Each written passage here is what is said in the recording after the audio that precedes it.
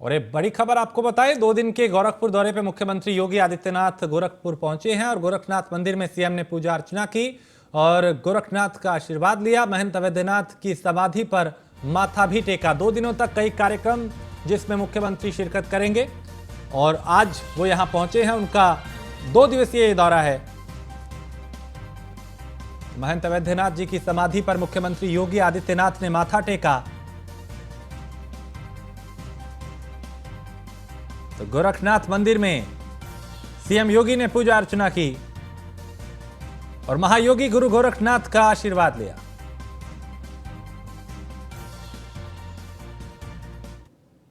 और वहीं कानपुर को सीएम योगी ने निकाय चुनाव की आचार संहिता लागू होने से ठीक पहले शहर को 387 करोड़ की 272 परियोजनाओं का तोहफा दिया है।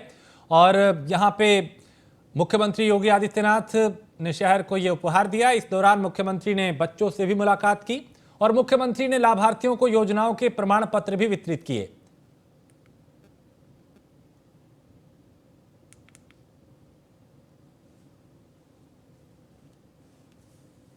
कानपुर कभी उत्तर भारत का मैनचेस्टर के रूप में विख्यात था। अपने उद्योग धंधों के लिए इस महानगर ने अपनी एक पहचान बनाई थी। न केवल उत्तर प्रदेश के लिए बल्कि उत्तर भारत के नौजवानों और नागरिकों के लिए रोजगार का भी एक माध्यम था।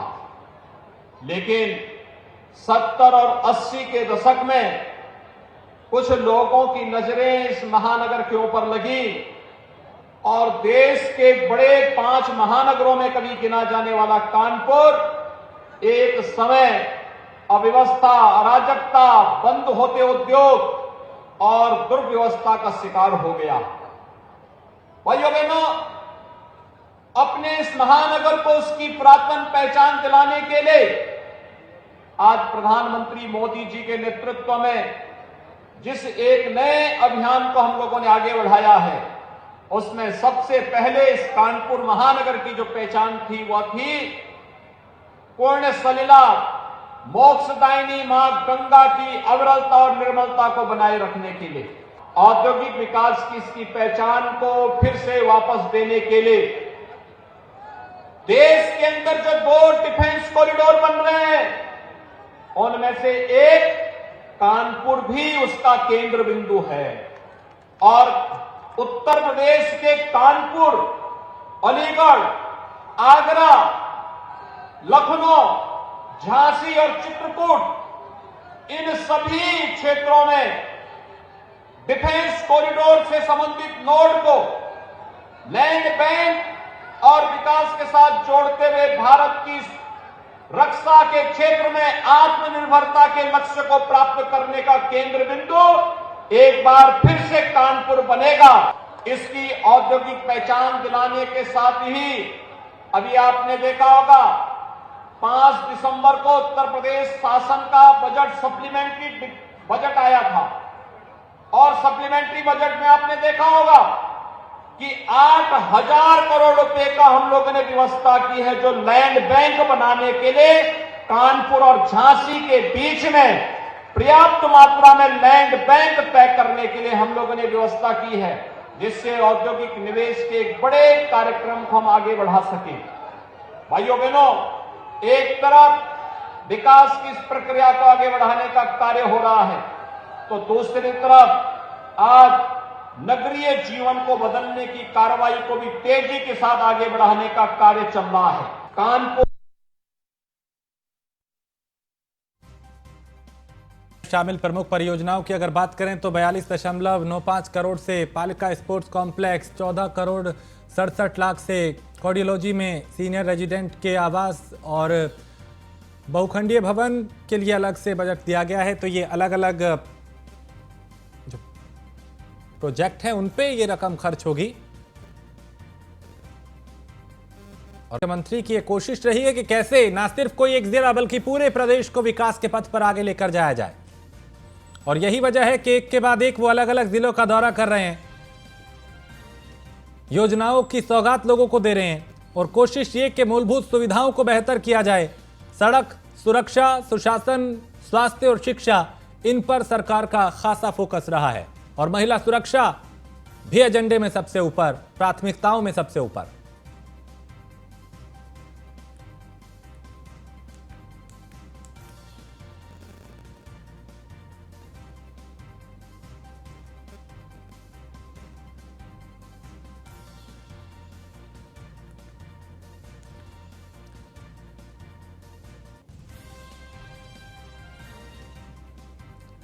तो मुख्यमंत्री योगी आदित्यनाथ ने लाभार्थियों को 20-20 हजार रुपए की मदद के साथ साथ योजनाओं के प्रमाण पत्र बांटे। इस मौके पर न्यूज़ वन इंडिया संवाददाता रामजी शर्मा ने लाभार्थियों से बात की। उन्होंने क्या कुछ कहा, उन्हें सुनते हैं।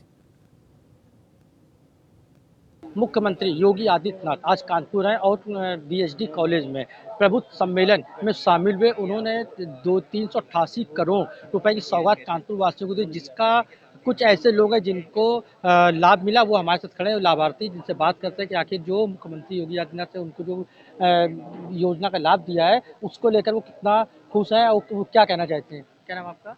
जयप्रकाश सैनिक। क्या आपको क्या मिला, योगी जी ने क्या मिला आपको? योगी से मेरी वाइफ को मिला है। हाँ, क्या नाम आपका? सुधा देवी। क्या आपको मिला योगी जी से? पीएम स्वनिधि योजना से हमें 20,000 का लाभ मिला है जी। आप क्या करेंगे इससे? बुटीक का शॉप चलाते हैं, वही को मैंने योजना के आगे बढ़ाने के लिए हमने 20,000 लिए थे। और भी हमारे साथ हैं, उनसे बात करते हैं। क्या नाम है आपका? जगदीश यादव। क्या लाभ मिला आपको? हमको उन्होंने 10,000 एक दफ़े दिया, दोबारा 20,000 रुपये 2 दफ़े मिला, जिसको हम भर देते हैं और अपना व्यापार चला रहे हैं। क्या व्यापार चलाएंगे और क्या करेंगे आगे? फास्ट फूड की दुकान है और चाय की दुकान है मोतीझील में, वही हम चलाते हैं। तो ये तो वो लोग, वो लाभार्थी हैं जिनको मुख्यमंत्री योगी आदित्यनाथ ने 20,000 रुपये दिए हैं, जिससे कि उनका जो व्यापार है जो चल रहा है, जो किसी तरीके से चलता है, उस व्यापार के 20,000 रुपये दिया, जो कि बिना ब्याज का है। और इन व्यापार बढ़ाने के लिए इससे पहले भी इन्हीं लाभार्थियों को मुख्यमंत्री योगी आदित्यनाथ की तरफ से राहत मिली थी और उनकी मदद हुई थी। एक बार फिर इन लाभार्थियों को दिया है। इन सभी लोगों ने मुख्यमंत्री का धन्यवाद दिया कि उन्होंने उनके व्यापार के बारे में सोचा, उनके 20,000 रुपये की मदद करी। कानपुर से कैमरा पर्सन अमित शर्मा के साथ रामजी शर्मा, न्यूज़ वन। और कानपुर में प्रबुद्धजन सम्मेलन को संबोधित करते हुए मुख्यमंत्री ने बदमाशों को खुली चेतावनी दी और कहा कि अब कोई अपराधी जो पहले एक चौराहे पे बहन बेटी को छेड़ता था, दूसरे चौराहे पे डकैती डालने का दुस्साहस करता हो, अब नहीं कर पाएगा वो दुस्साहस, क्योंकि सीसीटीवी कैमरा एक एक गतिविधि को कैद करके रखेगा। और अगर किसी ने एक चौराहे पे शरारत या डकैती डाली तो अगले चौराहे पर भागने से पहले ही वो सारी तस्वीरें कैद हो जाएंगी और अगले चौराहे पे पहुंचते पहुंचते पुलिस उसको ढेर कर चुकी होगी।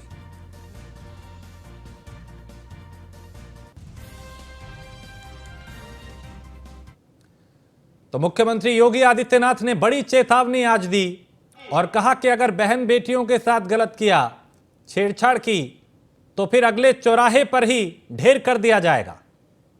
पुलिस उसको ढेर कर चुकी होती।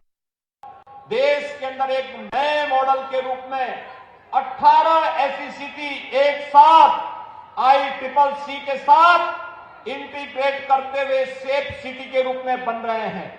अब कोई अपराधी, कोई भी ऐसा समाज विरोधी तत्व जो पहले एक चौराहे पर किसी बेटी या बहन को छेड़ता हो, दूसरे चौराहे पर डकैती डालने का दुस्साहस करता हो, अब नहीं कर पाएगा, क्योंकि सीसीटीवी कैमरा एक एक गतिविधि को कैद करके रखेगा। अगर किसी ने एक चौराहे पर कोई शरारत की या कोई डकैती डाली तो अगले चौराहे पर भागते से पहले ही वह सारी तस्वीरें कैद हो जाएंगी और अगले चौराहे तक पहुंचते पहुंचते पुलिस उसको ढेर कर चुकी होगी। भाइयों बहनों, अब कोई भी सुरक्षा में सेंध लगाने का दुस्साहस नहीं कर पाएगा। और लखनऊ से खबर है, जहां मुख्यमंत्री योगी आदित्यनाथ से मिले हैं ऑस्ट्रेलिया के निवेशक और प्रदेश की सेक्टोरल नीतियों पर मुख्यमंत्री से उन्होंने चर्चा की। GIS वैश्विक उद्योग जगत का बेहतरीन मंच है, मुख्यमंत्री ने कहा, और मेहनत के लिए प्रोत्साहित करती हैं चुनौतियां।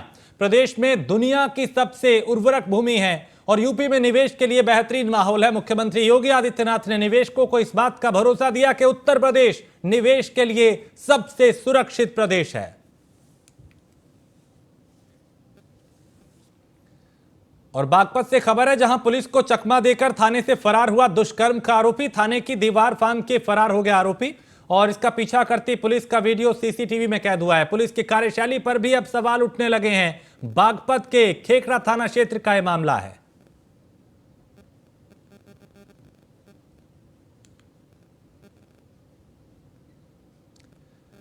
तो पुलिस को चकमा देकर जिस शख्स पे दुष्कर्म का आरोप था वो थाने से फरार हो गया। अब पुलिस उसके पीछे दौड़ती हुई नजर आ रही है और थाने की दीवार कूद कर यह शख्स वहां से भाग गया। पुलिस की कार्य प्रणाली पर कई सवाल उठ रहे हैं कि आखिर थाने से कोई कैसे फरार हो सकता है जहां तमाम पुलिसकर्मी मौजूद रहते हैं।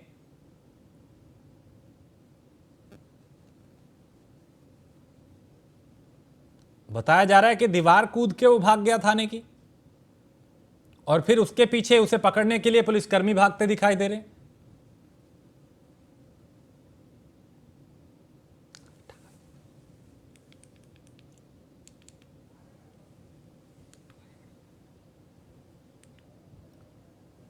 और फतेहपुर में जबरन धर्मांतरण का मामला सामने आया है। करीब 8 महीने पहले अगवा युवती का गुरुवार को धर्मांतरण करवा के निकाह किया जा रहा था, जिसकी भनक लगने पर युवती की मां ने मौके पर पहुंच के हंगामा किया।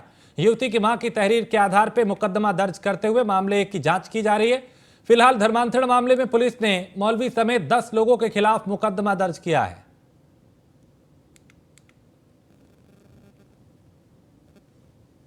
कल दिनांक 8/12/2022 को थाना असोसर के सातों तीर्थ गांव में एक हिंदू लड़की को बहका फुसलाकर जबरन धर्म परिवर्तन कराकर अहमद अंसारी द्वारा निकाह कराने का प्रयास किया जा रहा था। मां की शिकायत पर उसी धाराओं में अभियोग पंजीकृत किया गया है तथा 2 व्यक्तियों को गिरफ्तार कर जेल भेजा जा चुका है। अन्य विवेचनात्मक कार्रवाई की जा रही है। कल दिनांक 8/12/2022 को थाना तो पुलिस ने 10 लोगों के खिलाफ मुकदमा दर्ज किया है, 2 लोगों को गिरफ्तार भी किया है, मौलवी को भी गिरफ्तार किया है। जबरन धर्मांतरण का यह मामला सामने आया और मौके पर पहुंची युवती की मां ने इसका खुलासा किया, हंगामा यहां पे किया और उसके बाद पुलिस एक्शन में आई। फतेहपुर का यह मामला जहां जबरन धर्मांतरण करवाया जा रहा था। खबर मथुरा से है, जहां रेप और हत्या के आरोपी को 26 दिन के भीतर मिली फांसी की सजा। आरोपी पर 45,000 रुपए का जुर्माना भी लगाया गया। 13 अक्टूबर 2022 को आरोपी ने नाबालिग के साथ दुष्कर्म किया था। सरकारी वकील ने आरोपी को 26 दिन में मौत की सजा दिलवाई है।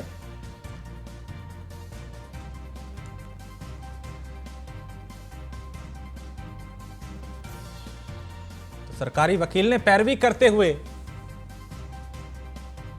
इस मुकदमे को लड़ा और रेप और हत्या के आरोपी को 26 दिन के भीतर फांसी की सजा दिलवाई।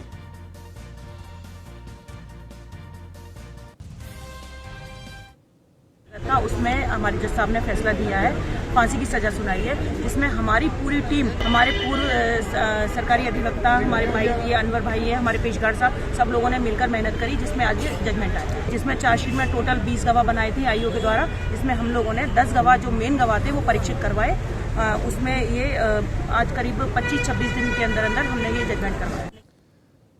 खबर लखनऊ से है, जहां सहारा शहर में पुलिस ने दबिश दी और एक पुराने मामले में दबिश देने पहुंची पुलिस। सुब्रत रॉय सहारा को गिरफ्तार करने पुलिस पहुंची। इस वक्त ये बड़ी खबर आपको बता रहे हैं, लखनऊ से खबर है, जहां एक पुराने मामले में दबिश देने पुलिस पहुंची थी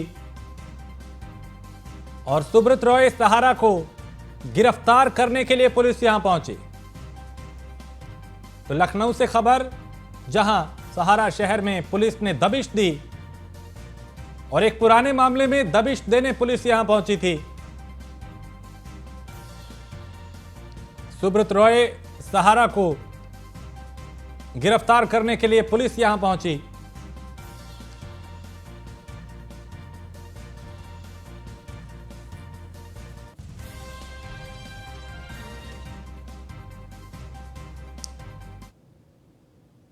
और लखनऊ से खबर है, जहां पुलिस पर आरोपियों के खिलाफ कार्रवाई न करने का आरोप लगा है। भूमाफिया के भतीजे और उसके 4 साथियों पर नहीं हो रही कार्रवाई।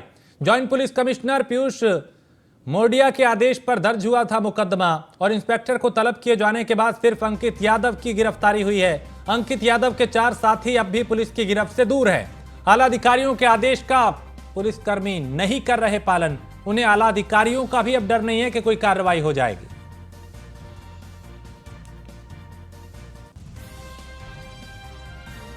तो अंकित यादव के 4 साथी अब भी पुलिस की गिरफ्त से दूर हैं और आला अधिकारियों के आदेश का पुलिसकर्मी पालन नहीं कर रहे हैं।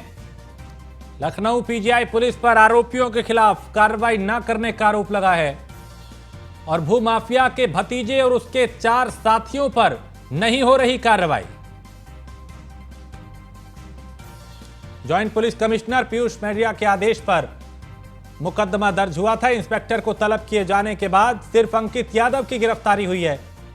नीलेश चौहान हमारे संवाददाता इस खबर पर ज्यादा जानकारी के साथ। नीलेश, गंभीर आरोप लखनऊ पुलिस पे लग रहे हैं कि कार्रवाई नहीं की जा रही, जबकि आला अधिकारी ने आदेश दिया था।